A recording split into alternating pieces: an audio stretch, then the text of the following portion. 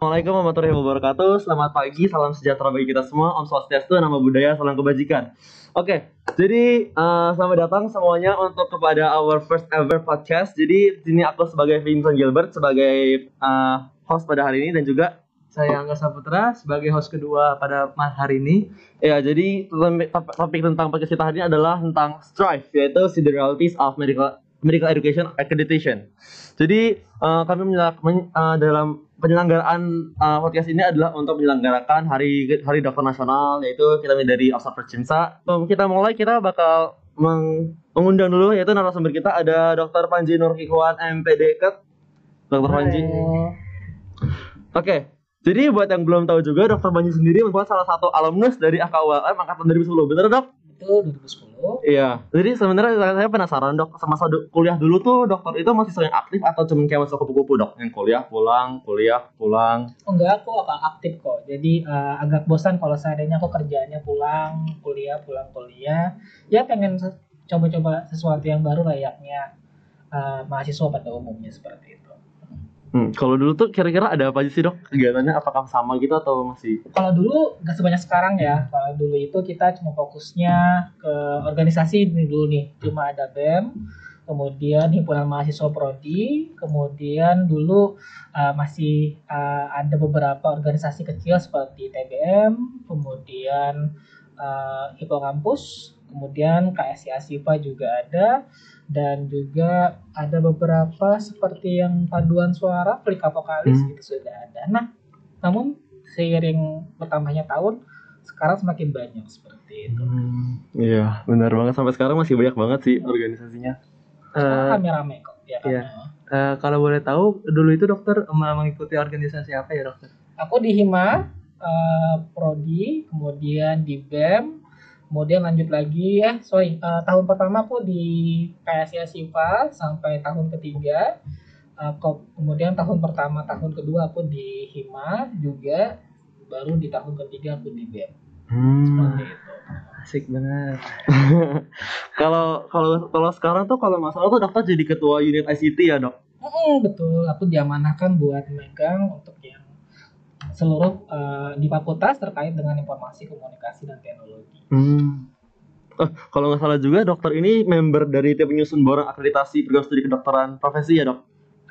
Ya betul, jadi sejak persiapan nanti di tahun 2023 di Juni, jadi kita timnya udah disiapkan kurang lebih sejak 1 tahun yang dari sekarang. Nah kebetulan ada beberapa ya keterlibatan dari semua pihak dan aku diamanahkan untuk salah satu tim untuk pengembangan persiapan akreditasi tahun Juni 2023 nanti. Kalau itu tuh ngapain aja sih, Dok, kerjaannya?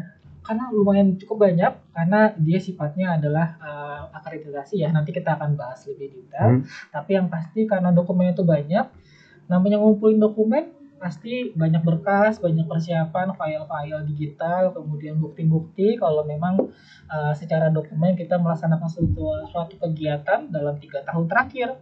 Jadi itu dikumpulin semua tuh. Nanti sebagai kita tunjukkan nanti kepada tim penilai, ini loh kerjaan kita selama 3 tahun. Kalau seandainya nanti udah bisa kita buktikan, nanti bisa mendapatkan akreditasi sesuai dengan borang istilahnya yang kita kumpulkan.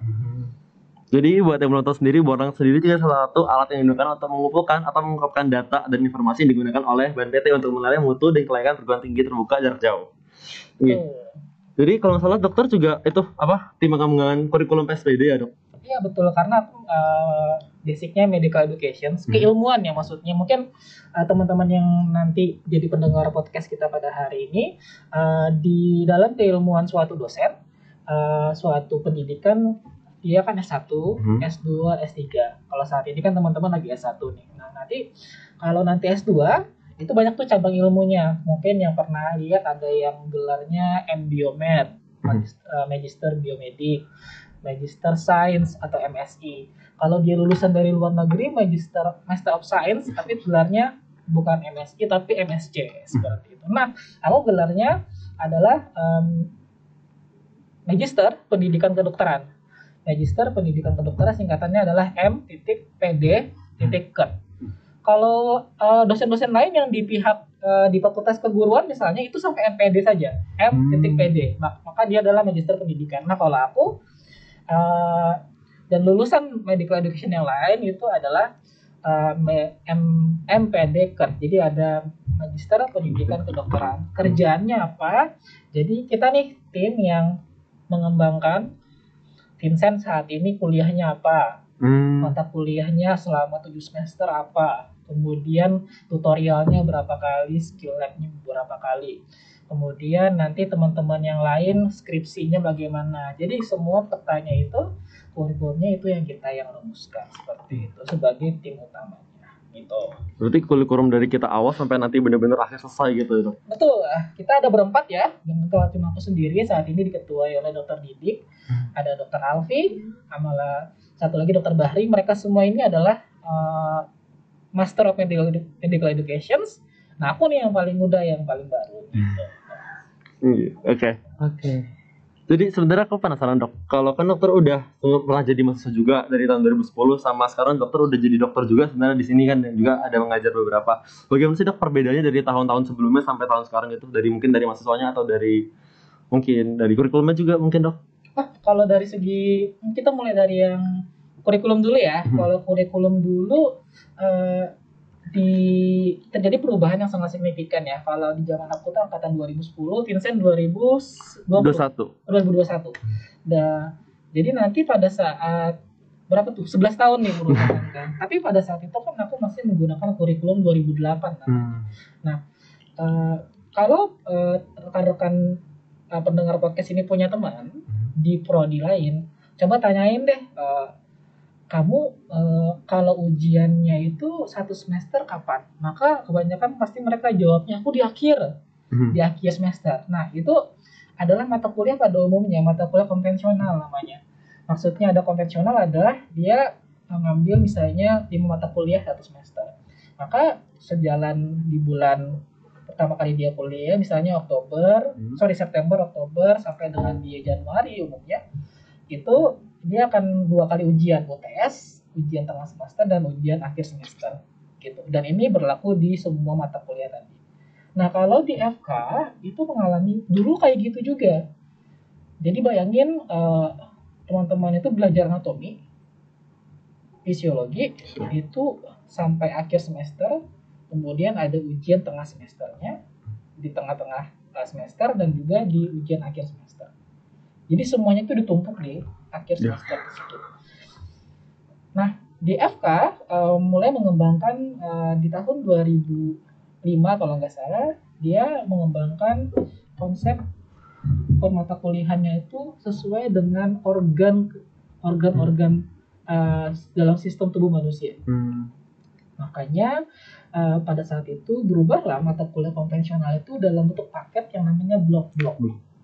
Jadi blok-blok itu maksudnya adalah blok inilah adalah yang dia spesifik terhadap suatu sistem organ tertentu. Contoh, respirasi, jantung. Jadi hanya mata kuliah itu sama-sama ada anatomi, ada fisiologi, ada biokimia, tapi dia hanya related yang terkait dengan organ tersebut. Gitu. Nanti berjalanlah 4 minggu, 5 minggu, 6 minggu, baru dia nanti ujian. Nah, dengan itu harapannya mahasiswa ketika belajar 4-6 minggu ini, maka dia bisa mengaitkan seluruh informasi anatomi fisiologi ini dalam konteks suatu keilmuan, suatu sistem organ dalam memahami itu. Nah, kalau dulu nggak seperti itu. Kalau dulu itu anatomi, ya lu belajar aja. Misalnya di suatu regio kepala misalnya kan, regio kepala ada apa di sana, inervasinya kayak gimana, vaskularnya kayak gimana, di tangan juga hal sama, tapi somehow belum ada keterkaitan relevansinya dengan kuat terhadap saat ini hubungannya dengan organ apa sih, apakah organ jantung atau dengan organ penyakit. Nah, kurikulum 2008 diterapkan, aku sudah merasakan di tahun 2010 untuk yang kurikulum berbasis blok namanya. Jadi nggak ada lagi tuh yang mata kuliah konvensional tadi, SKS tadi, seperti itu. Sampai sekarang dikembangkan sampai di kurikulum yang terakhir ini adalah yang kurikulum 2021. Kalau Vincent berarti kurikulum 2021 udah kayak gitu. Karena masuknya di angkatan 2021. Gitu ceritanya. Perbedaannya sangat signifikan dari segi konten. Blognya pun disempurnakan setiap 5 tahun. Seperti itu. Oke, mungkin kita masuk ke bagian inti kali ya. Iya, masuk aja Vincent. Oke, jadi sebenarnya aku punya pertanyaan dok. Kalau misalnya kan dulu namanya PSPD tuh, sekarang berubah jadi PSKPS gitu dok. Itu tuh kenapa sih dok? Kenapa sampai ada betul perubahan? banget. Jadi dulu itu namanya adalah program studi pendidikan dokter. Kemudian mengalami perubahan menjadi program studi kedokteran program sarjana. Ini sebenarnya adalah salah satu langkah dari Dikti. Jadi bukan kita ya sebenarnya, bukan universitas yang menentukan, tapi adalah langkah Dikti untuk melakukan penyeragaman nama di semua prodi yang ada di Indonesia. Gitu. Misal di Banjarmasin di ULM kita kan sebelumnya namanya PSPD ya, program studi pendidikan kedokteran. Tapi ternyata kok di universitas lain ada yang namanya adalah program studi kedokteran. Nah, padahal sama-sama S1 juga gitu. Habis itu ada lagi yang program studi dokter.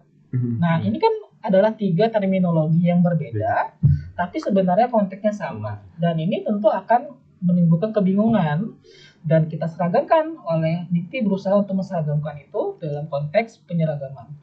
Sehingga seluruh proses penamaan itu diseragamkan oleh Dikti menjadi program studi kedokteran, program sarjana seperti itu.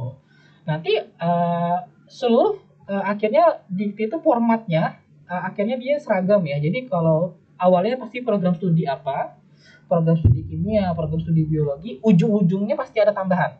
Apakah dia program sarjana, apakah dia program magister atau program doktor. Seperti itu. Jadi 3 kata pertama itu adalah terkait dengan program studi apa keilmuannya, kemudian di 2 abjad terakhir adalah dia singkatan dari apakah dia PS program sarjana, apakah dia program magister dan seterusnya.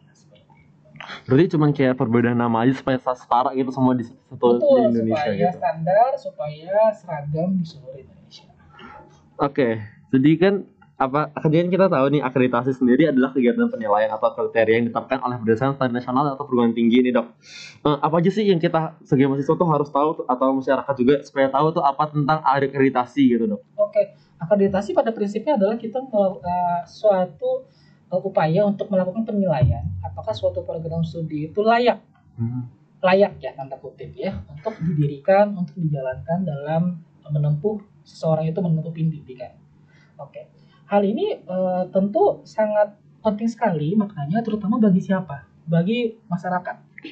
Gini, lu mau nggak masuk suatu program studi tapi dia tidak pernah diakreditasi? Kalau sebagai orang tua khawatir dong anak gue masuk situ seperti itu. Tapi tentu dengan suatu adanya akreditasi masyarakat pengen ada peran dari pemerintah atau lembaga independen yang mampu untuk menjamin anakku masuk situ, kira-kira layak nggak anakku dititipkan di sana, layak nggak dia masuk dan berusaha untuk mengemban pendidikannya di sana, seperti itu. Kalau ternyata bagus, layak, berarti ini adalah salah satu membuat masyarakat merasa nyaman untuk menitipkan anaknya di pendidikan di sana, seperti itu. Prinsip sederhananya seperti itu. Nah, akreditasi ini dikelola prosesnya oleh suatu badan namanya adalah BAN PT, singkatan dari Badan Akreditasi Nasional Perguruan Tinggi. Lembaga ini independen. Kenapa independen? Harapannya tidak ada kepentingan pemerintah di dalamnya, tidak ada kepentingan politik seperti itu, sehingga seluruh prosesnya bisa dijamin transparan dan juga independen. Ternyata tidak cukup hanya BAN PT ternyata ketika mengakreditasi suatu program studi yang dia adalah kesehatan dan kedokteran, ini ternyata ada perlu perhatian ekstra. Kenapa? Karena selain dari masyarakat sebagai sumber yang nanti akan kita yakinkan, ternyata ada pasien yang akan berdampak terkait dengan suatu pihak yang akan terdampak terkait dengan akreditasi ini. Oleh karena itu, dari segi pemerintahan, dari segi menjamin untuk kualitas itu, BAN PT merumuskan suatu tim independen lagi, sub seperti itu yang hanya berfokus untuk mengakreditasi seluruh program studi yang sifatnya kedokteran ataupun kesehatan. Disingkat sebagai dinamakan Lembaga Akreditasi Perguruan Tinggi, Lembaga Akreditasi Mandiri Perguruan Tinggi Kesehatan. Disingkat sebagai LAMPTKES. Nah, jadi selama ini sejak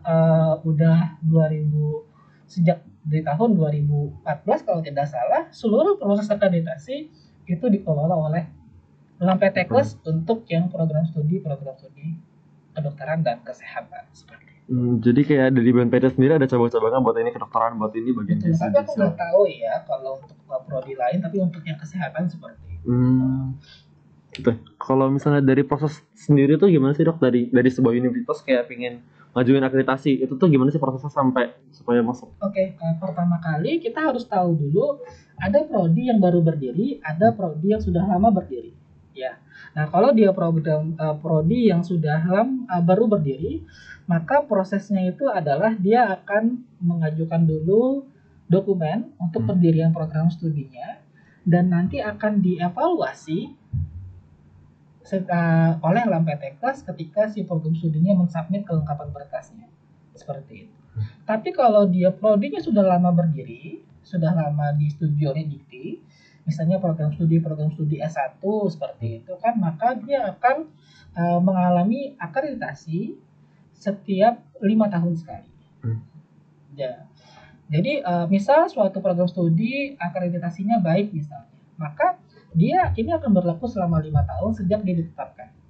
Nah, ketika mau 5 tahun mau berakhir, maka si program studi yang tadi akan mengajukan akreditasi untuk memperpanjang status akreditasinya tadi, atau mungkin jangan-jangan terjadi peningkatan kualitas akreditasinya. Ada 3 kategori akreditasi. 1 baik, yang paling kategori yang paling bawah, kemudian adalah baik sekali, dan yang ketiga adalah unggul. Nah, ini istilahnya yang teratas seperti itu. Kalau dari akreditasi itu bisa turun nggak sih dok? Bisa, bisa turun.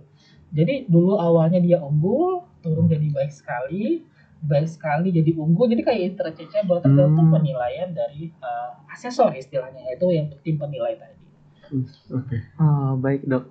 Jadi kan tadi dokter sudah menyampaikan bahwa ada proses-proses yang perlu dihadapi. Nah, itu tuh apakah ada hambatan dok dalam proses-proses dalam pembuatan akreditasinya tersebut dok? Jelas banyak sekali hambatannya.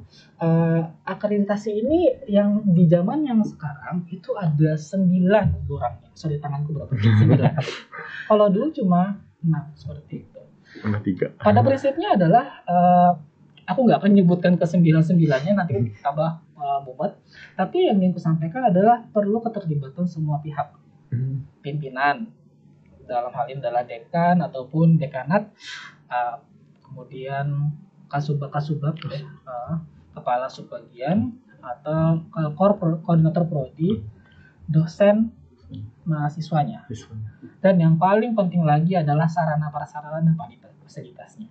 Seperti itu. Ini adalah 5 komponen yang kayaknya nggak bisa dipisahkan. Gitu. Contoh, kenapa aku bilang kayak gitu? Salah satu komponennya itu adalah komponen mahasiswa.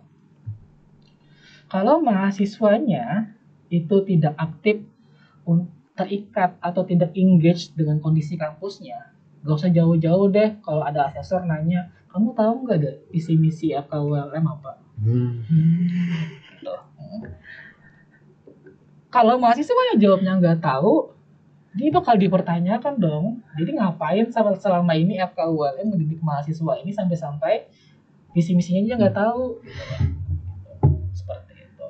Nah, itu dari segi mahasiswanya. Kemudian mahasiswanya ada menang lomba misalnya. Kalau semakin banyak lomba yang capaian yang bisa dihasilkan mahasiswa, ini akan membuktikan bahwa mahasiswanya adalah mahasiswa yang di prodi itu dia memiliki prestasi-prestasi. Tapi kalau ternyata dia nggak submit, ya kita nggak akan direkognisi. Seperti itu. Itu kayak semacam aktualisasi buat dia sendiri, tapi nggak ada dampak apa-apa dari segi institusi. Jadi penting banget nih peran kerja sama teman-teman, terutama mahasiswa, ajuin aja kalau dapat, ada kita bikin listnya seperti itu. Nah itu dari segi mahasiswa. Sarana prasarana nih banyak sekali yang masih perlu kita perbaikin. Contoh misalnya nggak usah jauh-jauh, internet wifi-nya bagaimana, kemudian laboratorium komputernya kayak gimana, seperti itu. Nah, yang sisi yang lain juga ada sisi terkait dengan dosennya. Nah, salah satu komponen dosen itu adalah dosen itu harus meneliti, gitu. Kalau ternyata dosennya itu tidak mengumpulkan atau tidak menyerahkan dokumen publikasinya, kita nggak akan tahu dong, seperti itu. Nah, 3 proses ini nih yang lama. Lama tuh dalam artian adalah yang harus kita persiapkan sejak jauh-jauh hari. Lu nggak bisa dong ketika lihat ada komputernya rusak 50, kemudian yuk kita beli 50 hari ini juga komputernya. Perlu ada budgeting segala macam, itu kita siapkan. Kapan disiapkannya? Tentu 1 tahun sebelumnya. Karena kan anggaran yang saat ini berjalan itu tergantung dari anggaran yang akan dulu dianggarkan. Rancangannya. Mahasiswa tadi, kalau dia mau mengumpulkan berkas, dia kan harus ngumpulin prestasi-prestasinya selama 1 tahun sebelumnya, gitu. Oke. Syukur-syukur kalau mahasiswanya pinter, ya kan? Dia banyak prestasi. Tapi bagaimana kalau memang kita komitmen nih, maksudnya dari pihak fakultas, pihak prodi, pengen membina, tapi memang yang bersangkutan memang nggak punya tidak tahu harus memulai dari mana. Contoh dia pengen, dok saya pengen ikut lomba KTI, tapi saya harus nggak tahu dari mulai di mana. Ternyata setelah diasah, dia bisa gitu, diarahin, ternyata dia bisa. Nah, kalau dosen nggak ada yang approach dia, ngajarin dia, maka dia kan nggak akan bisa berkembang. Nah, again, untuk bisa melatih orang ini, apapun lomba yang dia ikutin, berdasarkan keahlian dosennya tersebut misalnya, perlu persiapan yang itu jauh-jauh hari. Yang terakhir adalah kayak tadi dosen. Dosennya juga harus ngumpulin dokumen-dokumen, bisa disiapkan publikasinya seperti itu agar dia jadi dosen itu nggak cuma ngajar ya kerjanya seperti itu, dia ada kewajiban buat meneliti seperti itu, buat dan juga pengabdi. Ingat dari dalam perguruan tinggi kan ada pendidikan, penelitian dan pengabdian. Ini adalah konsep dasar dosen sebenarnya dalam pekerjaannya. Kira-kira gitu. Sebenarnya kalau misalnya kan tadi ada mahasiswa nih dok, dan itu ada kayak lomba. Lomba itu apakah sebenarnya harus cuman kayak lomba yang berbasis sains atau cuman kayak lomba-lomba bahkan kayak sana seni budaya gitu, misalnya kayak lomba tari atau lomba lain itu juga masuk? Semuanya direkognisi, maksudnya semua diapresiasi seperti itu. Tapi yang akan mendapatkan rekognisi yang lebih tinggi adalah suatu capaian-capaian yang diselenggarakan oleh lembaga-lembaga resmi. Gitu. Jadi contoh adalah lembaga yang ngadain dikti misalnya, seperti itu. Kemudian kalau misalnya di kedokteran ada lembaga SMKI yang kemudian ngadain IMO seperti itu. Kemudian universitas lain ngadain lomba KTI. Nah itu pasti dapat rekognisi seperti itu. Gitu. Oh iya, sangat insightful sekali ya dokter. Tadi kan kita membahas lomba-lomba. Nah, itu apakah ada perbedaan dokter antara lomba kabupaten atau provinsi atau nasional tentang mengenai dengan bobot akreditasinya tersebut dokter? Kalau untuk yang secara signifikan tidak sebenarnya kita menghitungnya bukan berdasarkan dari apakah dia di level mana, tapi tentu ada penilaian yang berbeda tingkatannya, tapi itu nggak signifikan banget. Tapi yang penting adalah di borang tersebut mereka pengen menunjukkan bahwa sejauh mana kontribusi mahasiswa terhadap institusinya, prinsipnya itu. Jadi mereka nggak pandang kok ternyata yang menang kabupaten sekian orang, yang nasional cuma 1 misalnya seperti itu. That's not the point gitu.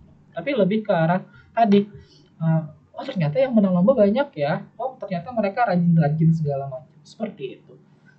Jadi jangan salah paham, harus capaiannya harus tinggi itu enggak. Berarti yang penting kayak misalnya aktif gitu ya dok, mau di kampus juga.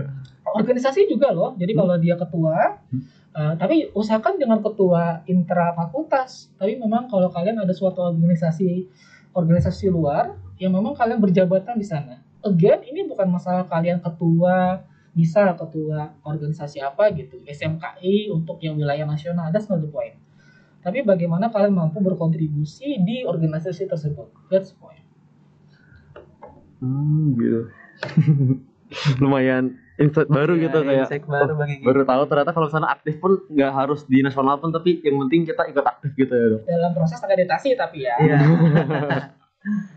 Kemudian sebenarnya yang paling penting itu adalah dari segi mahasiswa adalah ini agak lebih lebih konten ya, yaitu pertanyaan akreditasi itu selalu melihat bagaimana outputnya atau outcome-nya. Maksudnya gini, mahasiswa ini ketika dia menempuh pendidikannya jadi apa? Contoh paling yang ditanyakan oleh mereka adalah si mahasiswa A ini satu angkatan berapa orang yang dia lulus tepat waktu. Oke. Ini kan nggak bisa kita kita nilai, dan ini tidak mungkin akan menjadi nilai yang baik kalau seandainya ada mahasiswa yang memang tidak mau berpartisipasi dalam proses akreditasi ini. Maksudnya gini, aku nggak peduli ada akreditasi, yang penting aku nggak pengen deh lulus cepat-cepat gitu. Pengennya nanti 89 semester. Pas ditanya kok gitu, ya aku tuh santai-santai aja seperti itu. Ini kan perlu peran sebenarnya. Tapi beda kalau ada mahasiswa yang memang menunda dia lulus, ternyata memang dia studi banding keluar negeri misalnya, itu kan jelas mengharumkan nama UMM seperti itu. Itu tentu ada kompensasi yang memang kita harus pahami. Kemudian berapa IPK-nya yang kurang dari 2,75 dalam satu angkatan tersebut. Nah, ini again untuk bisa mendapatkan nilai yang tinggi, ini tentu kembali ke mahasiswanya dong. Apakah dia belajar atau tidak? Apakah dia memang berminat di kedokteran ataupun jangan-jangan tidak? Seperti itu. Jadi pertanyaan-pertanyaan itulah yang kemudian masuk ke dalam ranahnya orang akreditasi. Bahkan juga ditanya setelah dia lulus, berapa lama dia harus menunggu sampai dia mendapatkan pekerjaannya yang pertama. Itu juga dihitung. Itu juga ditanya. Jadi jangan heran kalau nanti dapat pertanyaan dari kalau sudah alumni, kemudian dapat pertanyaan berapa lama masa tunggu Anda katanya. Itu kepentingannya di situ. Mendapatkan. Tapi rata-rata dokter ya umumnya dia lebih mudah mendapatkan pekerjaan dibandingkan mahasiswa-mahasiswa yang prodi lain seperti itu. Gitu. Oke.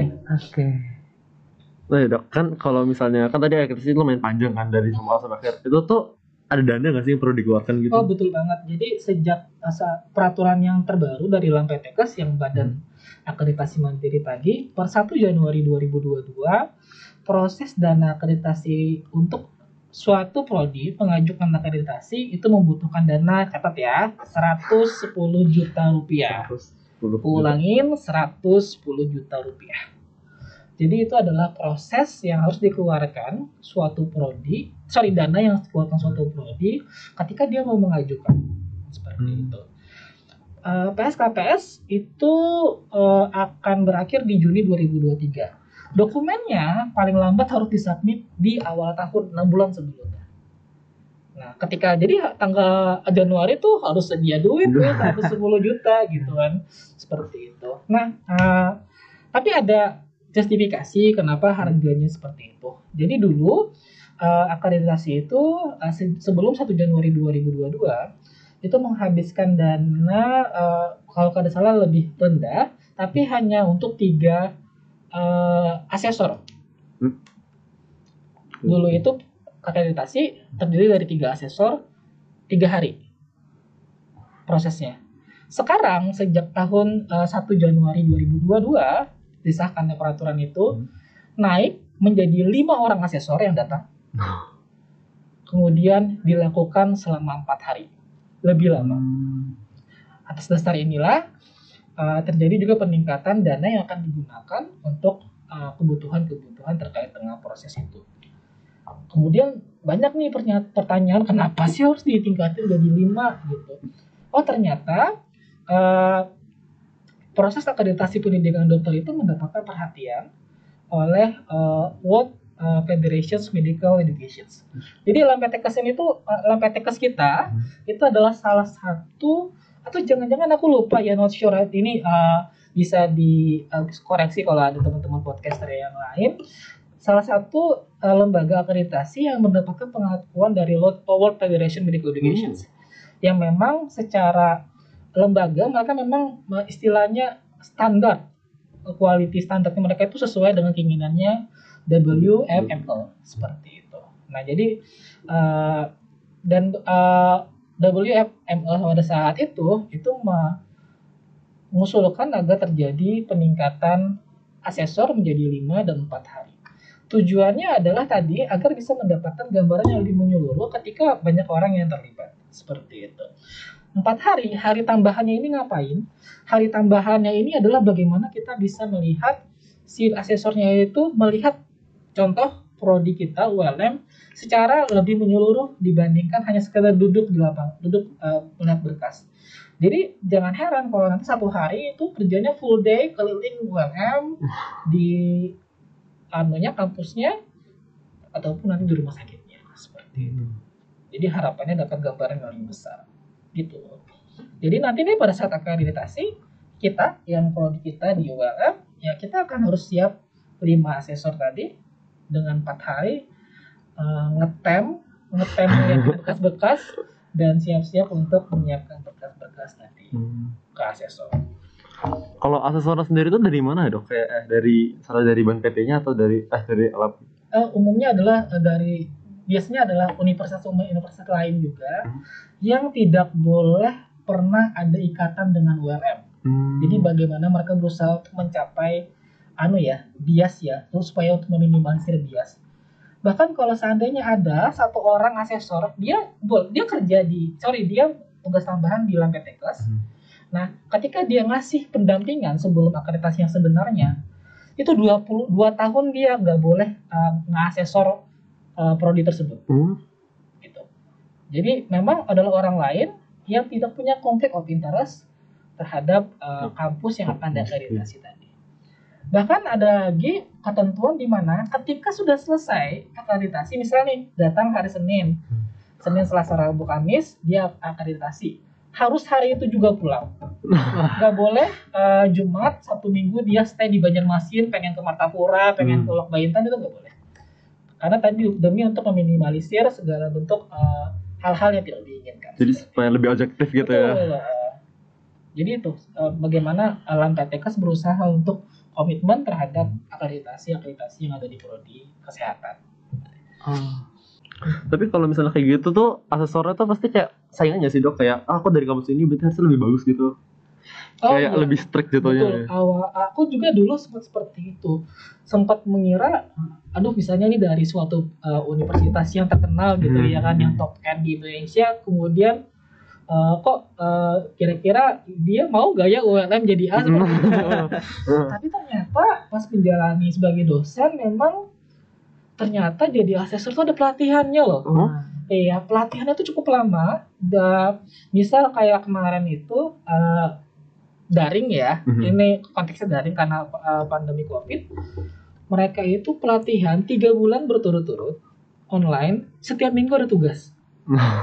Jadi kayak lu LKMMD segala macam gitu. Nah, jadi memang komitmen untuk mencari itu, dan memang mereka ketika datang ke sana menjadi asesor turun ke lapangan, memang mereka secara hati, komitmen dan juga janji memang akan melepas mereka berasal dari institusi mana dan hanya membawa nama Lampetekes. Ya baik. Terus kalau dokter sendiri pernah jadi asesor juga? Enggak, itu syaratnya kalau nggak salah dia harus S3. Kemudian kalau cukup profesor ya. Kemudian juga dia harus pelatihan tadi sampai lulus. Jadi katanya lumayan banyak yang nggak lulus. Jadi kan kayak ketahuan mana yang komitmen, mana yang enggak kan gitu.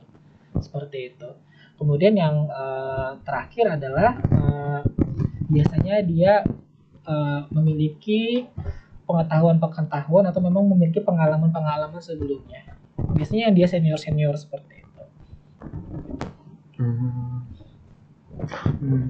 Tapi kalau dari kampus ini ada yang pernah dok jadi asesor mungkin dari I don't know ya, apakah dia pernah mengasesor prodi yang lain seperti itu, mas aku nggak ada informasi saat ini. Oke. Iya. Terus dok, seandainya nih kita tuh kan mengajukan akreditasi kan dok untuk tahun depan. Nah itu kalau ditolak bagaimana dokter? Dampaknya langsung bagi dosen dan juga mahasiswa. Ditolak maksudnya berkasnya Iya, atau berkas. ditolak dia akreditasinya turun misalnya seperti itu atau yang mana nih? Yang berkasnya dulu deh dokter. Kalau setiap berkas umumnya nggak pernah ditolak karena kan pada akhirnya pasti akan diterima sesuai dengan kondisi keadaannya, kemudian kita lihat mana akreditasi yang layak berdasarkan dokumen tersebut gitu. Jadi nggak pernah ada istilah ditolak, tapi apakah dia akan stay di akreditasi yang tadi ataukah yang dia tidak, maka dia akan ternyata dari kurang. Oke dok, kalau misalnya kan tadi ngomongin kalau nggak ditolak kan ya, kalau misalnya apa Diterima. keterima gitu Iya. dok, kira-kira tuh apa sih efeknya gitu buat mahasiswanya sama mungkin dari mahasiswanya dan juga kayak dari dosen-dosen staf kampus gitu, apa aja sih efeknya kira-kira? Kalau diterima ini maksudnya berarti Naik gitu naik misalnya. akreditasi ya. Tentu kalau dari segi masyarakat ya, masyarakat pasti akan lebih percaya akreditasi yang unggul kan, pasti akan lebih enak menitipkan anaknya buat di kampus kita seperti itu. Tapi kalau misalnya dari dosen dan mahasiswa ada beberapa hal yang mungkin akan berdampak lebih besar. Salah satunya adalah berarti suatu program studi itu bisa untuk meningkatkan daya tampungnya seperti itu menjadi lebih banyak, kemudian bisa mendapatkan menggait lebih banyak penelitian, kemudian ada beberapa kebijakan tertentu dari Dikti yang untuk mengikuti program-program tertentu itu berasal dari prodi yang akreditasinya unggul seperti itu. Kalau dari segi mahasiswa umumnya nggak terlalu signifikan ya, karena pada dasarnya kalian 7 semester udah keluar tuh dari FK, jadi memang tidak terlalu signifikan karena hanya menempuh pendidikan. Jadi kalau dampak ke mahasiswa tuh lebih kayak resah gitu dok. Kalau misalnya ini kan nanti kita mau ajuin nih dok. Jadi yang kan misalnya naik nih, itu tuh mahasiswa yang dapat nilai akreditasi atau berarti cuma berefek ke anak-anak yang baru atau cuma ke yang mahasiswa lama gitu? Contoh gini, kalau ke mahasiswa, ketika dia menempuh S1 dia nggak akan terlalu signifikan melihat anunya ya dampaknya. Tapi nanti ada beberapa program studi adalah ketika nanti kalian mau spesialis misalnya, mau daftar, pasti ditanya tuh akreditasi pada saat itu sebelum dia lulus apa. Tentu suatu sentra pendidikan yang ada PPDS-nya, ketika dia mau menerima mahasiswanya, ada kecenderungan dong buat memilih yang dia berasal akreditasi unggul dibandingkan yang di bawahnya kan, seperti itu. Ternyata ini dari ULM nih, kemarin pada saat akreditasi ternyata unggul dibandingkan dengan ada universitas lain, dari prodi lain, mahasiswa lain yang dari lain, ternyata akreditasinya masih rendah di bawahnya, sehingga tentu dong kayaknya sesuatu yang common sense kalau kita memilih yang akreditasinya lebih tinggi untuk dijadikan sebagai peserta didik PPDS pada saat itu. Berarti tapi tetap penilaiannya tuh lebih sebelum kamu lulus akreditasi akan di kampus itu apa gitu? Betul, sebelum dia lulus.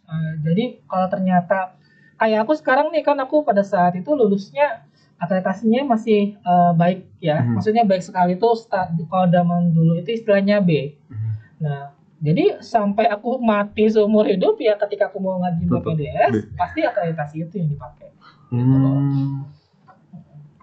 Jadi kalau kami nih dok sebagai mahasiswa nih dok, kira-kira bagaimana sih cara kita bisa membantu dongkrak akreditasi kampus gitu, kampus tercinta kita? Iya, terima kasih banget. Jadi mungkin pada saat nanti teman-teman kita akan menjalani akreditasi, kami kan tadi akan menyiapkan beberapa dokumen ya. Gak usah muluk-muluk, kadang-kadang kami minta partisipasi teman-teman mahasiswa untuk mengisi tadi misalnya survei kepuasan. Misal kepuasan bagaimana layanan-layanan ada di FK. Tutorialnya ternyata ruangannya gimana, skill lab ruangannya gimana, terus gimana adminnya ada yang judes atau enggak gitu. Jadi tidak hanya sampai situ ternyata, tapi kami meminta kejujuran dari teman-teman. Jangan sampai ngisi itu tuh kayak sekedar ngisi ngasal gitu loh. Kenapa? Karena asesor akan bingung dong. Loh kok ini baik semua, nggak ada komplainan segala macam, bener nih kayak gini. Apalagi kalau ternyata ada suatu hasil survei kepuasan dibilangnya puas, ternyata nggak lulus banyak. Kan aneh kan? Iya, aneh. Berarti ini mahasiswanya artinya puas dengan kurikulum yang dia nggak lulus sekarang misalnya, atau blok yang nggak lulus sekarang. Tapi kalau dia mampu untuk mengapresiasi dan engage dengan blok tersebut dan ngasih masukan, kemudian ini akan menjadi, oh ternyata anak ini concern dong tentang blok yang saat ini, dia peduli dan bersedia untuk mengembangkan dirinya gitu. Nah ini kan adalah hal yang sederhana, tapi nggak dapat dipungkiri perlu peran kalian. Iya kan sih? Karena kalau kalian malas untuk ngisinya atau sekedar buat alasan agar bisa dapat nilai kan, who knows. Yang pertama. Yang kedua adalah minta untuk mengumpulkan bukti-bukti capaian kemahasiswaan kalian atau organisasi gimana. Itu kan perlu kerjasama dari teman-teman sekalian. Mana aku tahu kalau ada yang menang lomba-lomba kalau nggak cerita gitu kan. Nah, seperti itu. Jadi itu yang perlu kita kumpulkan, dan perlu kerjasama dari teman-teman untuk cerita dan mendapatkan dokumen-dokumen tersebut itu. Nah nanti kalau koas ini beda lagi. Koas itu nanti perlu juga dokumen-dokumennya. Jadi bilang gini, di koas itu kalian akan mendapatkan banyak kasus. Kasusnya kan dibikin dalam bentuk makalah. Nah jadi jangan minta tolong banget ketika nanti ada suatu pengumuman agar mengumpulkan dokumen-dokumen itu gitu loh. Jadi misalnya mahasiswa A, dia kasusnya apa, judulnya apa, diupload berkasnya seperti itu. Kalau kalian nggak mau upload, jadi agak susah dong kita membuktikan apakah memang mahasiswanya itu pernah ngerjain kasus, ngerjain makalah-makalah ataupun hal-hal yang lain seperti itu. Sederhana banget, tapi nggak dapat dipungkiri kalau tendensinya kurang, engagementnya kurang dengan fakultas, pasti males. Gitu. Wah, lumayan juga ya. Aku kayak Iya. ternyata aku tadi baru tahu bahwa sebenarnya kayak surat apa sih tadi? Kuesioner gitu ternyata Iya. berfungsi juga sebenarnya. Aku kira cuma kayak buat seisian aja. Yang penting isi. Yang penting isi, yang penting selesai. Oh, udah selesai gitu. Oke, jadi mungkin dari sisi isi dari akreditasi udah selesai mungkin ya. Sekarang aku mau baca ini dok. Jadi sebelumnya kami ada question box nih dok buat mahasiswa dari mahasiswa 2020, 2021 dan enggak mahasiswa masih baru yaitu 2022. Yaitu pertanyaan ada beberapa yang menarik sih dok. Jadi mungkin aku rangkum dari beberapa, yaitu ada seberapa penting sih akreditasi itu dan seberapa mempengaruhi kualitas dan mutu pendidikan. Baik, kalau kita ngomongin masalah kualitas pendidikan, tadi sangat penting sekali ya. Kalau seandainya ada suatu universitas, prodinya itu A, berarti secara kurikulum, mahasiswa, dosennya itu ternyata berkualitas dong. Contoh tadi mahasiswanya ternyata banyak yang menang, banyak yang ikut lomba-lomba, ngumpulin sertifikat, ada buktinya, berarti mahasiswa di prodi tersebut berkualitas dong. Gak cuma untuk akademiknya, tapi juga sifatnya lomba-lomba tadi. Dosen ternyata dia nggak cuma ngajar, publikasinya banyak, kemudian dia terkenal di publikasi-publikasi yang lain, dia pembicara sana situ, kualitasnya berarti nggak yang odong-odong dong seperti itu. Nah infrastruktur segala macam juga. Nah, jadi kalau kalian mendapatkan dosen mahasiswa, sekarang dari segi mahasiswanya mutunya seperti dapat mutu dosen seperti itu, enak dong kalau kalian diajar oleh orang yang berpengalaman, ilmunya banyak, terkenal di mancanegara seperti itu ngajar kalian gitu loh.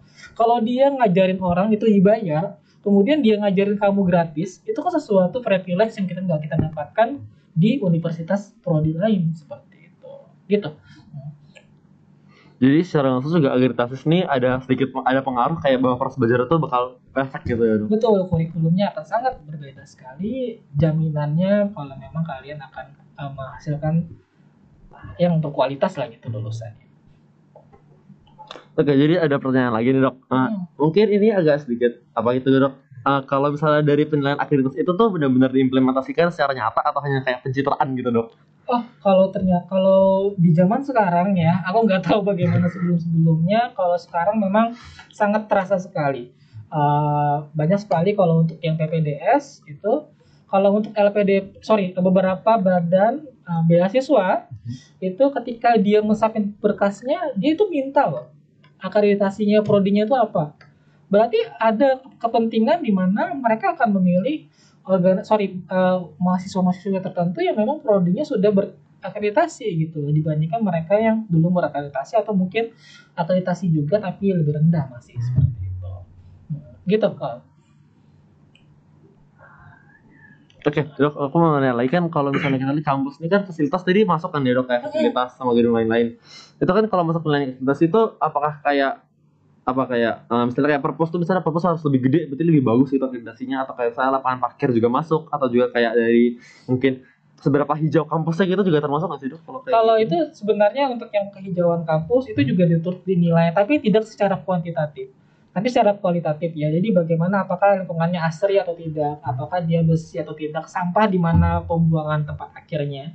Tidak harus artinya kayak hutan belantara di sisi kayak diapit beberapa kayak diapit hutan seperti itu, enggak, tapi bagaimana lingkungannya asri seperti itu. Nah, tapi yang paling penting adalah beberapa fasilitas-fasilitas standar kayak perpustakaan itu sebenarnya bukan dipandang berapa luasnya, tapi ketika mahasiswa itu memerlukan buku-buku baik secara fisik ataupun digital yang ada tertuang di buku blog kalian itu, ada nggak di situ? Itulah yang dicari. Jadi kayak bahan materinya bisa dicari dari Betul, bisa di perpus, misalnya Gaeten jilid berapa gitu, edisi berapa, ada nggak? Sherwood ada nggak di sini? Seperti itu. Apakah harus buku fisik, Dok? Jawabannya tidak, apalagi di zaman digital sekarang semua bisa didapatkan secara elektronik seperti itu. Jadi nggak harus luas. Kalau kayak parkir gitu dok? Nah, lapangan parkir. ini parkir ini agak perlu ini nggak cuma di ULM, tapi memang juga di seluruh universitas baik yang ada di Jawa semua seperti itu. Parkir adalah suatu lahan yang kayaknya, topik yang kayaknya nggak bakal ada habis-habisnya seperti itu. Jadi misalnya kayak parkir, ternyata mahasiswanya nggak boleh bawa mobil. Itu common things terjadi, terutama di dunia pendidikan seperti itu. Di rumah sakit yang residen ataupun koas, termasuk dengan sarjananya. Jadi kalau kalian bilang apakah bisa, jawabannya sebenarnya bisa, tapi karena memang lahannya kecil seperti itu, nggak dapat dipungkiri ya, kita nggak harus ada bikin kebijakan terkait itu. Tapi memang ada beberapa universitas tertentu yang memang dia parkirnya itu, salah satu universitas di Jawa misalnya, dia kan universitas terkenal, parkirnya dia kayak parkir mall gitu, di sampingnya ada mall, di sampingnya adalah universitasnya. Jadi memang kayak satu kota bangunan seperti itu. Jadi sebenarnya tergantung bagaimana arah kebijakan pimpinan untuk mengembangkan seperti itu. Tapi syukurnya parkir nggak ada dinilai sih dari akreditasi. Oh iya. Aku penasaran dok, kan kalau katakan kalau di FK ini kan ada dibagi dua nih, ada yang bagian sini sama bagian di bagian SPD kan di Banjarmasin, dan juga kalau misalnya kayak di psikologi sama kemasyarakatan sama keperawatan sama kesehatan masyarakat tuh di sana. Itu kayak kalau kamu misalnya kenapa nggak kayak nyediain misalnya kayak bus gitu dok, buat kayak dari kampus ini ke kampus sana gitu? Iya, Kan beberapa berhubungan gitu. Iya, itu ide bagus ya. Selama ini aku kan tidak concern ke situ karena bukan kewenanganku karena saat ini fokusnya ke ICT seperti itu. Tapi betul banget, memang bisa kita fasilitasi untuk bus seperti itu. Tapi who knows nih, aku nggak berani komentar karena tergantung pimpinan dong. Apakah pimpinan ada wacana untuk pengembangan ke situ seperti itu. But aku nggak bisa komentar lebih panjang karena bukan kewenanganku kiranya. Oke, jadi kalau misalnya secara umum mungkin dok, cara kerja akreditas tuh berarti gimana sih dok? Kayak misalnya akreditas tuh gimana gitu cara kerjanya? Kayak baik, pertama suatu program studi akan mengajukan berkas yang udah final, yang udah disiapkan setahun 2 tahun sebelumnya oleh tim, diajukan ke LMPTKes dalam waktu maksimal 6 bulan sebelum expired, yang masa berlaku 5 tahun tadi. Setelah berkasnya diterima, maka akan dinilai pre-evaluation based oleh tim LMPTKes yang tadi, asesornya tadi secara dokumen. Kemudian kalau seandainya nanti sudah terbit, sudah dievaluasi, sudah lengkap, maka kemudian mereka akan datang buat kunjungan lapangan. Setelah kunjungan lapangan di hari yang telah ditentukan, kemudian akan terjadi tanya jawab, kunjungan lapangan ke rumah sakit, kemudian ke kampusnya, lihat sarana segala macam. Kemudian setelah itu akan rapat pleno kembali ke LMPTKes pusat untuk menetapkan apakah berapa nilainya dan akreditasinya kategorinya apa, seperti itu. Baru setelah itu akan dihasilkan satu keputusan sertifikat akreditasinya apa, dan itu berlaku selama 5 tahun kemudian. Seperti itu. Oh iya dok. Jadi tadi dokter juga ada menyinggung tentang rumah sakit dok. Itu bagaimana ya hubungannya dok antara rumah sakit dan juga akreditasi? Kalau akreditasi rumah sakit berarti nanti kaitannya terkait dengan anak-anak kita yang lagi koas sekarang, teman-teman kita lagi koas sekarang itu dia di ilmu penyakit dalam misalnya, atau di ilmu penyakit kesehatan anak, dia dapat pasien sih, pasiennya apa aja sih, kemudian yang diajarkan di sana apa aja sih penyakit-penyakitnya, tentu ini keterlibatan rumah sakit dong. Kemudian ternyata suatu departemen nih, contoh ya bukan di kita ya, ternyata yang ngajar suatu penyakit tertentu cuma 1-2 orang, ternyata koasnya 20 gitu. Berarti kan harus tahu nih berapa sumber daya di masing-masing departemen tadi. Itu keterlibatannya gitu. Apakah mungkin dok rumah sakitnya itu banyak gitu dok, bukan hanya kan misalnya yang ulun tahu kalau rumah sakit koas kita tuh cuman rumah sakit ULIN kan dokter. Apakah ada kemungkinan lain gitu buat kerjasama dengan ke rumah sakit swasta gitu dok? Saat ini kita memiliki rumah sakit di jaring. Contoh yang di sekitar kita selain rumah sakit ULIN adalah Ansari Saleh, kemudian rumah sakit Ratu Juleha Martapura, rumah sakit Idaman Banjarbaru, kemudian ada juga rumah sakit Jiwa Sambang Lihum. Nah, itu buat koas tuh. Kalau untuk yang residennya sudah ada juga rumah sakit daerah yang lain. Contoh adalah rumah sakit Kandangan, kemudian di rumah sakit Barabai. Nah, itu sudah mulai mengirimkan ke sana. Jadi banyak, tidak hanya berfokus ke ULIN, meskipun sebagian besar pendidikannya dilakukan di ULIN. Jadi tadi aku mau bahas balik dok tentang tadi kalau nggak salah kalau ngajuin tuh 110 juta itu buat 5 tahun gitu. Kalau misalnya kita lebih cepat gitu bisa nggak sih dok? Kayak misalnya 3 tahun menurutnya, ini udah bisa nih, kayaknya udah ada potensi buat bisa dinaikin lagi gitu dok. Boleh, tapi minimal 2 tahun. Jadi minimal 2 tahun. Mau reakreditasi gitu. Tapi tetap 100 juta juga? Tetap. Karena di proses baru istilahnya. Berarti kayak kalau mau lebih cepat bisa 2 tahun, tapi kalau ngikutin jalan normalnya 5 tahun gitu dong. Betul. Kalau dia sudah A, ya udah 5 tahun aja lagi, gitu kan. Takutnya kalau direkrutasi ulang ternyata turun kan. Apes deh. Iya dok, tapi bagaimana sih dok yang paling efektif dok? Apakah yang 2 tahun sekali atau 5 tahun sekali? Ya 5 tahun sekali, karena tentu banyak persiapan segala macam ya yang harus ditingkatkan seperti itu tadi. Apakah kira-kira bakal masuk komputer 100 unit misalnya dalam 2 tahun, who knows kan? Tapi alangkah lebih mudahnya kalau bisa dicicil per tahun misalnya seperti itu. Jadi akan minimal bisa dicicil budgetnya seperti itu. Oke, jadi mungkin udah apa? Bentar sih, masih ada pertanyaan lagi? Sih Vincent. Apa? Ya. Untuk dana dari mohon maaf ya dokter kalau saya agak frontal juga sedikit. Untuk dana 110 juta ini apakah dari dana BOS kah atau dari dana UKT gitu dokter? Lebih tepatnya memang dana yang dikelola oleh universitas. Jadi maksudnya gini, sumber-sumber dana dari yang kalian dapat, sumber dana pendidikan itu kan gak cuma berasal dari UKT kalian, ada beberapa dana-dana lain. Nah itu semuanya dikumulatifkan, dapat angkanya berapa, baru dibagi-bagi nih sesuai dengan prodi-prodinya. Terkait dia berasal dari sumber mana, kayaknya agak susah, karena kan sudah memang yang kumulatif kan, berarti itu.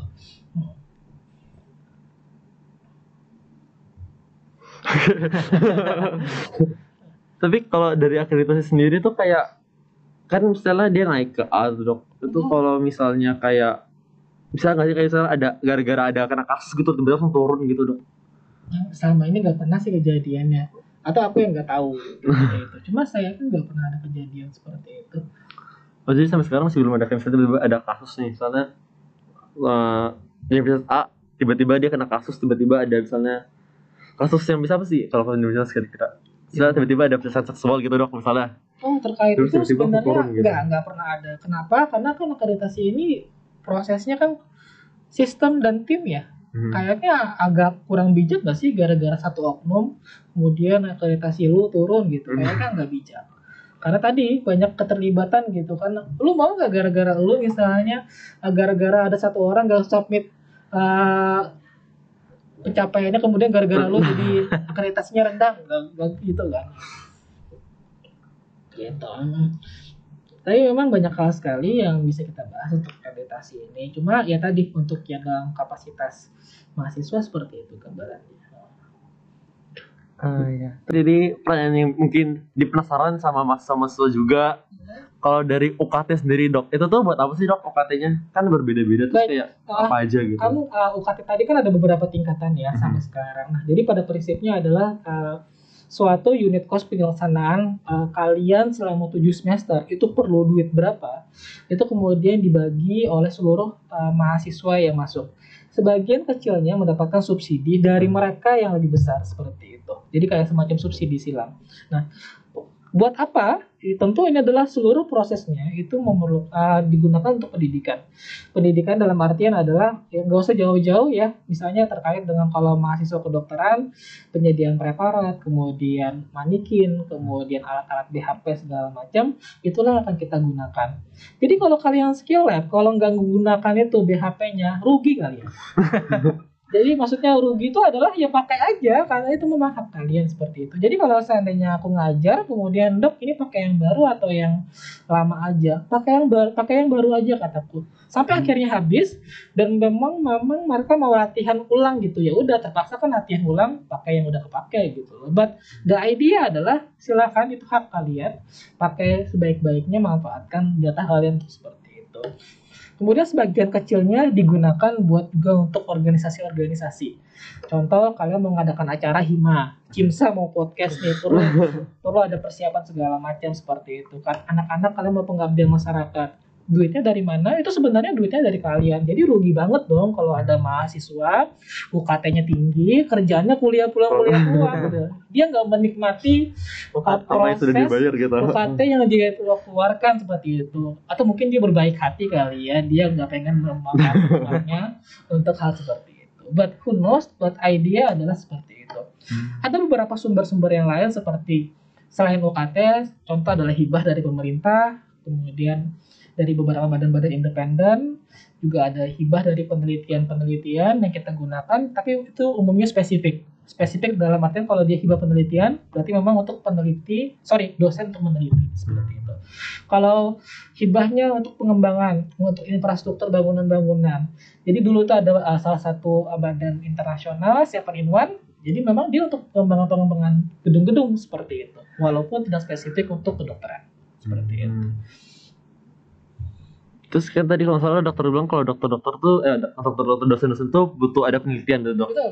Itu penelitiannya mau dibagikan mahasiswa atau enggak dok? Yang kayak misalnya perbedaan kan kadang-kadang ada beberapa, setahu aku ada kayak beberapa dokter kayak narik gitu mahasiswa buat bantunya. Itu Betul, tuh bedanya sama apakah cuman kayak beberapa dong atau cuman kayak emang harus dilibatkan mahasiswanya? Kalau dulu di zaman aku sekolah itu tuh minimal sekali. Tapi kebijakan dari Dikti sekarang untuk meningkatkan kapasitas dan untuk tanda kutip meningkatkan engagement mahasiswa wajib dilibatkan.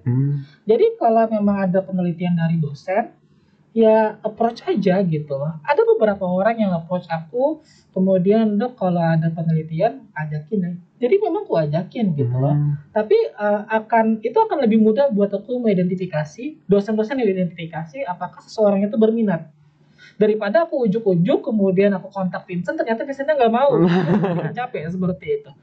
Jadi ada keterlibatan mahasiswa itu, atau memang dia bukan tipe orang peneliti, masa aku paksain buat dosen-dosen masa memaksakan buat tergabung, enggak kan seperti itu. Jadi sampai sekarang kita harus ngajakin mahasiswa, umumnya banyak kok, nggak satu orang, bisa 3-5 orang terlibat dalam penelitian tersebut. Tapi dengan catatan ketika teman-teman itu nanti terlibat dalam situ, berarti kan harus kurang waktunya nih. Maksudnya harusnya buat belajar segala macam, ternyata berubah jadi seperti itu. Tapi komitmen dalam artian konsekuensinya bisa menerima atau tidak, gitu. Tapi kalau kayak dari mahasiswa yang ikut penelitian itu apakah ada kayak kualifikasi gitu, harus kayak mahasiswa mungkin 2009 harus masuk 2020 gitu, atau yang udah tahun kedua, atau kayak minimal IPK-nya berapa gitu dok? Oh enggak kok, serius. Karena sebagai seorang dosen aku pribadi ya, ini bukan masalah kalian IPK-nya berapa, tapi lu passion atau enggak. Lu minat nggak di situ segala macam. Sebagai seseorang, aku yang sudah, maksudnya udah berkecimpung lah, meskipun masih muda di pendidikan, aku mensadari bahwa kesuksesan teman-temanku yang dokter itu bukan masalah IPK.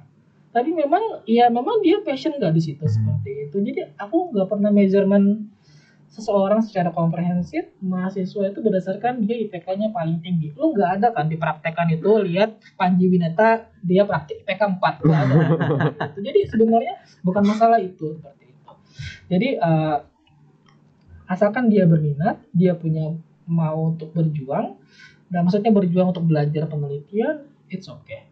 Nah, tapi ada beberapa beberapa dosen yang mempertimbangkan tahun angkatan dalam mau rekrut.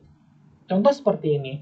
Akan mudah ngajarin mahasiswa 2019 untuk terlibat dalam penelitian dia karena dia udah pernah penelitian. Ya kan? Dibandingkan dengan yang 2022 2021 situ. Tapi tergantung masing-masing dosennya. Tapi dalam hal apakah kelayakan segala macam, itu relatif dan biasanya pasti akan mau. Tapi kayak misalnya aku pengen nih dok ikut penelitian, tapi aku nggak tahu nih dokter ini pengen masuk kemana gitu dok. Kayak misalnya kan penelitiannya kita nggak tahu dokter ini mau masuk penelitian apa, jadi kayak mau kayak approach dokternya tapi nggak tahu dokter yang bakal nanti bawa kemana gitu, itu kira-kira gimana dok? Nah ini juga salah satu problematik ya. Jadi biasanya aku langsung nanya kalau ada kamu minatnya kemana gitu kan. Kebetulan misal contoh ya, aku kan peminatannya di farmakologi dan medical education. Selama topik yang mahasiswa tersebut bersangkutan itu, dia minatnya ada di dua topik itu, aku bisa fasilitasi. Fasilitasi maksudnya aku kasih arahan, aku kasih judul yang relevan, atau aku kasih gambaran seperti itu. Tapi kalau tentu di luar itu, misalnya kalian nanya tentang anatomi, aku kan udah gak ada ilmunya lagi tentang anatomi meskipun dulu di Astus juga gitu kan. Cuma itu udah menguap semua. Jadi aku nggak berani dong untuk ngasih arahan untuk sesuatu yang sudah aku lupakan. Ya udah langsung aja misalnya ke dokter Didik atau dokter Oski, dokter Husairi misalnya seperti itu. Tapi kalau misalnya penelitian itu bisa collab gak sih dok? Kayak misalnya dokter Panji sama dokter Alfi gitu bisa collab gak sih buat bikin penelitian gitu? Iya, collabnya. Kadang-kadang malah dokter Alfi yang approach aku dulu. Ya karena memang ini tim ya, jadi kadang-kadang akan merasa nyaman kalau sudah timnya udah gitu. Jadi Dokter Alfi aku tahu gimana orangnya, kami berdua sama-sama deadlineer yang kayak kami satu baru selesai proposalnya gitu, tapi either way adalah kami tahu seperti itu. Tapi yang idenya adalah collab seperti itu, karena penelitian itu nggak cuma bikin suatu penelitian yang wah ya gitu. Contoh gini, Panji, aku pengen meneliti, Dokter Alfi ya, dan Panji aku pengen meneliti tentang farmakoepidemiologi tentang jantung misalnya, obat-obatan seperti aspilet, kemudian kandesartan atau ARB segala macam. Aku yang bikin konsepnya beliau, aku yang kerja analisis datanya. Nah, ketika perlu analisis data, jadi itu tadi, maksudnya kualitasnya adalah bukan apakah aku harus juga ahli di farmakologi, itu enggak. Tapi bagaimana aku bisa memprovide keahlian dalam hal ini analisis data untuk merangkum hasil-hasil temuan dari Dr. Alfi tadi gitu. Jadi itu pembagian tugasnya kita. Tapi kalau misalnya kayak collab gitu berarti makin banyak mahasiswanya itu atau cuma tetap biasanya? Biasanya nggak ada batasan, cuma kayaknya akan lebih enak kalau kita batasi 3-5 orang gitu ya. Karena sebagai seorang peneliti ketika ngajak mahasiswa, aku pribadi itu punya juga semacam moral obligation buat ngasih dia kompensasi dong. Minimal ngasih duit internet ya kan, seperti itu. Karena kan nanti kalau makin banyak gak efektif juga, kasihan juga segala macam. Tapi kalau penilaian itu kayak kan kalau sekarang tuh kita masih baru-baru juga diaktifin buat ikut PKM. Itu tuh sama atau beda sih dok sama penelitian dokter-dokter sendiri gitu? Kalau untuk PKM sebenarnya lebih ke kreativitas ya. Maksudnya betul ada untuk penelitian, tapi mana yang kreatif. Bagaimana mampu merangsang mahasiswa kreatif untuk bikin suatu penelitian atau tentang pengabdian masyarakat, karya cipta, segala macam yang berhubungan dengan kreativitas seperti itu. Sama secara konsep keilmuan bikin proposalnya, tapi bedanya adalah itu kontennya ide semua dari mahasiswa. Itu yang dipengenkan oleh Dikti. Gitu. Sama kok. Kalau mau secara konsep cara berpikirnya itu sama. Oke, mungkin dari aku udah. Dari Angga Udah juga. Oke, mungkin kita masuk ke closing aja. Mungkin dari Angga bisa bikin rangkuman Angga? Oh iya. Mungkin Silakan. rangkumannya sedikit. Angga sebenarnya sudah banyak catatan ya di sana. Udah siap Angga? Semangat. Mungkin rangkumannya cukup singkat. Jadi Dokter Panji ini merupakan salah satu tim dari tim Borang, di mana tim Borang ini merupakan salah satu penjaga akreditasi dari Fakultas Kedokteran kita, khususnya jurusan SKPS. Nah, Dokter Panji ini merupakan lulusan dari Magister Pendidikan Kedokteran, di mana salah satu lulusan ini membahas tentang pengembangan kurikulum, perkembangan perkuliahan, dan juga perkembangan dari cara belajar dari fakultas kita sendiri. Nah, untuk perubahan kurikulum dari tahun ke tahun itu merupakan perubahan yang sangat signifikan. Mulai dari yang awalnya PSKPS kita ini yang merupakan menganut sistem 1 semester konvensional, sekarang berubah menjadi menganut sistem blok, di mana kalau satu sistem konvensional itu nanti anatomi itu ujian di akhir, fisiologi ujian terakhir, biokimia ujian terakhir. Untuk sekarang kita ganti menjadi ujian blok, di mana ujian blok ini per satu sistem. Misalnya sistem muskuloskeletal, terus sistem kardiorespirasi, sistem blok endokrin. Nah, untuk selanjutnya juga ada perubahan nama nih dari PSPD menjadi PSKPS. Nah, tujuannya itu menurut dari Dikti itu merupakan langkah untuk penyelarasan penyelarasan prodi antara universitas yang ada di Indonesia. Nah, terus selanjutnya akreditasi itu sangat penting bagi universitas kita, di mana akreditasi ini merupakan menentukan apakah universitas kita ini layak atau tidaknya untuk mendidik seorang mahasiswa menjadi lulusan yang terbaik. Terus akreditasi ini dinilai oleh suatu lembaga. Lembaga merupakan lembaga independen yang berada di Indonesia. Nama lembaganya itu Lembaga BAN-PT, di mana Lembaga BAN-PT ini memiliki subdivisi. Subdivisinya itu yaitu LAM-PT-Kes, di mana LAM-PT-Kes ini merupakan subdivisi dari BAN-PT yang khusus menilai akreditasi dari kedokteran.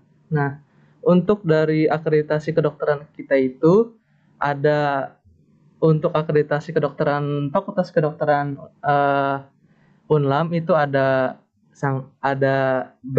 Kalau untuk jenis-jenis dari akreditasinya itu ada baik sekali, dan juga unggul. Nah, untuk keterlibatan dari stakeholder sendiri itu sangat penting keterlibatannya agar bisa melancarkan dari akreditasinya. Nah, untuk akreditasinya ini juga memerlukan dananya itu sekitar 110 juta. Nah, mungkin itu aja rangkuman dari saya. Saya kembalikan lagi ke Vincent. Baik, betul sekali, itu adalah rangkuman dari Angga. Terima kasih Angga. Jadi mungkin sebelum kita tutup acara senior ini, jadi aku mungkin ada satu pertanyaan terakhir, dokter. Kira-kira kapan SKULM itu bisa mencapai akreditasi A, dok? Mudah-mudahan ini yang terakhir untuk akreditasi yang baik sekali ya. Harapan kita yang pengennya di Juni itu kita sudah akreditasi. Amin. Secepatnya, dok. Oke, terima kasih dokter sudah meluangkan waktunya hari ini. Sekian dari kami. Apabila ada kalimat atau kalimat yang kurang berkenan di hati dokter, kami mohon maaf sebesar-besarnya, dan juga pada penonton mohon maaf kalau misalnya ada salah kata. Dan kami mohon undur diri pamit. And that's all for today. See you guys on